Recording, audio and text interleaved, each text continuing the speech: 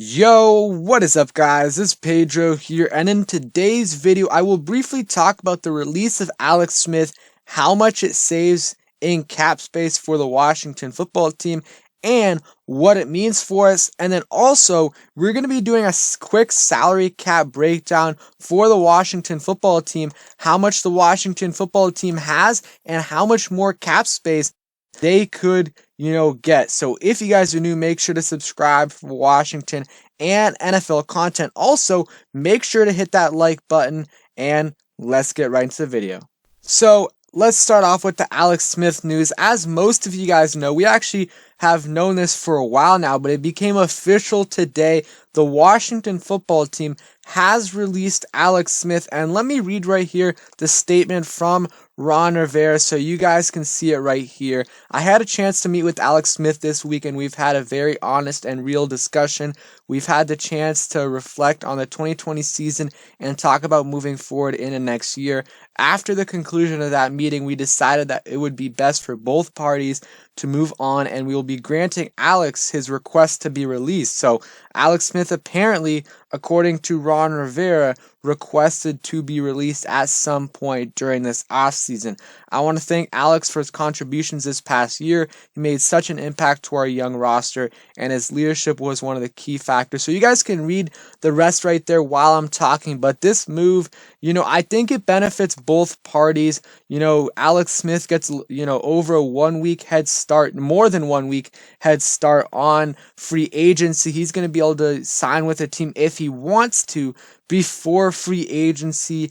So that's good for him. Also, Washington gets a $14.9 million cap savings, which is absolutely huge. That's a lot of money. And, I think Alex Smith, it was a really good story. He was 5-1 for us last year, played a huge part us getting to the playoffs. And, it's unfortunate that the injury happened at the end of the season, because who knows what would happen now. Still probably would have came to this conclusion, because I don't think they wanted Alex Smith as a backup or even as a starter at $25 million, but it could have changed their viewpoint on if he could have stayed healthy. So, I think it's good for both parties. We get the cap savings, and Alex Smith has a chance to hit free agency for, I do believe, the first time in his career. So we'll see if he gets a backup spot somewhere or even gets a chance to compete, whether it be with the Bears, Patriots, or another team right there. I love Alex Smith and wish him nothing but the best wherever he ends up. So with that out of the way, let's talk about our cap situation right now. So after releasing Alex Smith, we have $54.2 million in cap space, which is a lot of money. I do believe that puts us about fourth in the league. That could be wrong, but we're somewhere in that range. And it saved us a bunch of money, $14.9 million, and we're in a very good situation to, first re-sign if we want Brandon Sheriff, if we want to re-sign Ronald Darby.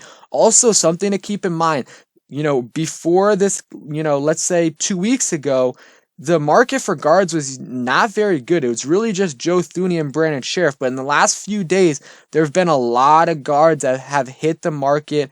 And that's going to, potentially help us, because the supply of guards is going to be a lot higher than we thought. Andrew Norwell, Kevin Zeitler, Turner from the Chargers. There's a lot of guards that are possibly available. Gabe Jackson. So Sheriff's deal might be a little bit lower than we thought because of that, but it's still going to be a significant amount. Probably going to be over $15 million. If we can get him at 15.5, I think.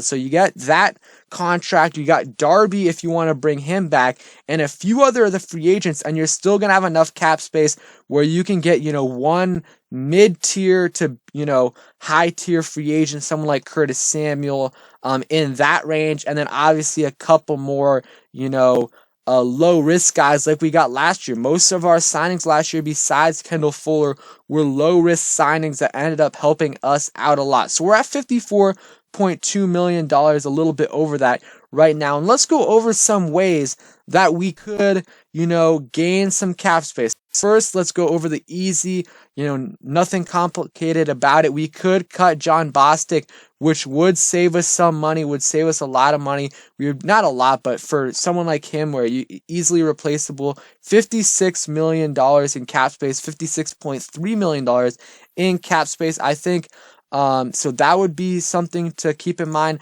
Josh Harvey-Clemens, I think he is gone this year. So that puts us at $57.2 million. I don't know about Barber. I'm not going to end up cutting him, but if you do end up cutting him, it won't be a lot of money, but you will save about $1.3 million in cap space. So, it is a solid cap space, solid cap saving, but nothing special. And you can also, let's say, cut Troy Apke if you want, and you're at $58.2 million, which is a lot of money in free agency. So then you're at the point where you like where you're at, but you could even get more than that. You could go and potentially restructure Landon Collins' deal, because he hasn't lived up to his hype that we signed him to a couple years ago. Sorry about that. And we could restructure the deal, because if you look at this deal if you look at this right here, if we cut him before June 1st, we lose $2 million. So that does not make sense whatsoever. There is no reason to do that, because we would be losing the player and losing $2 million. If we cut him after, we save about $7 million, and we can spread that over a little bit. So it'd actually be pretty solid. So we could use that as a little bit of leverage with Landon Collins and say, hey, if we cut you, you're not going to get much money in free agency, or you're not going to get close, because he doesn't have much guaranteed money after this year. So, your cap hit of $17 million, you're not going to be getting that on the open market at safety, especially this year and then year after that. So, if you can take a $4 million cap hit, we'll keep you. I think that's got to be their mindset. Try to restructure the deal if you can. And if you say I saw Ben Standick suggest this, if you maybe lower it by $4 million, then you're at $62 million, and that is a very, very good situation to be in. You get a couple players in Brandon Sheriff, Ronald Darby, a few others, and you're still going to be in a very good situation to maybe get someone like Curtis Samuel, or a linebacker, or a good solid tight end. You're going to be in a very good situation to do that. And you don't have to overspend, but there's going to be a lot of bargains this year, in my opinion, because teams are being forced to release a bunch of guys, because they're cutting it close with the cap space, and we are not, which is very, very good. We're not going to have to cut anyone to create extra cap space, because we don't have cap space. If we do cut some players, it's not because we're squeezed tight for cap space. A lot of teams are, though, but we are not one of those teams, so that's very good news. And we have the most cap space by far out of any team in the NFC East, so that is also very good news. So let me know what you guys think about this situation. I made a video earlier about the Landon Collins restructure, but do you think he will be willing to restructure the deal? Thank you guys for watching. Hope you guys enjoyed, and peace.